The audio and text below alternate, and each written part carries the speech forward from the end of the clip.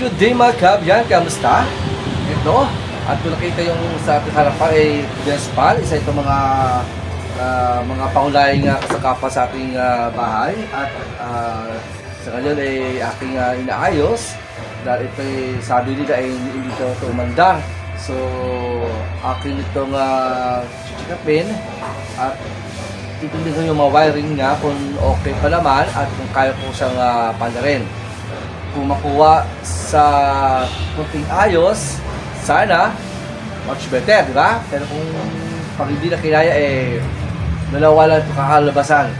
Either paparepair or papakilo.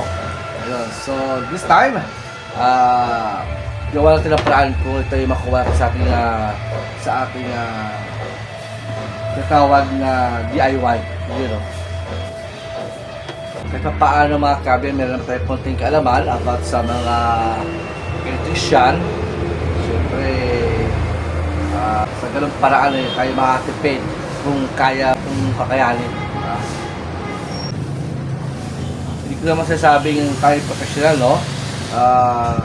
Tayo merong konting kaalaman lang para sa mga pagpupunin ng mga ibang mga appliances.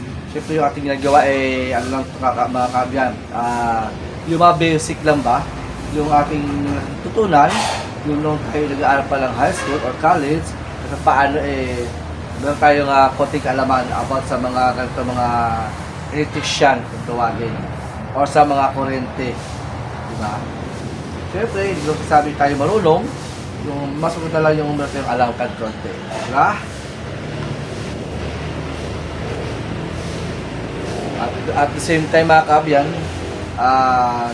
makakatipid din naman tayo kahit paano kaysa magpa-refer tayo doon sa mga shop, although kung alam naman natin kung ano yung sira at kung meron tayong mag-ayos ng mga ganito klase yung mga appliances, di ba?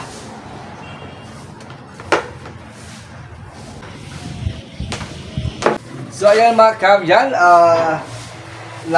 idugtong ko rin yung dalawang magkabilaang wire dahil meron ditong konting sira at ito yung ating ginawa ng paraan.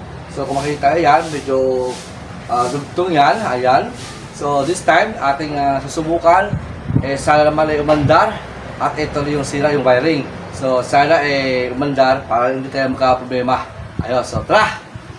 I-testing na natin, you know.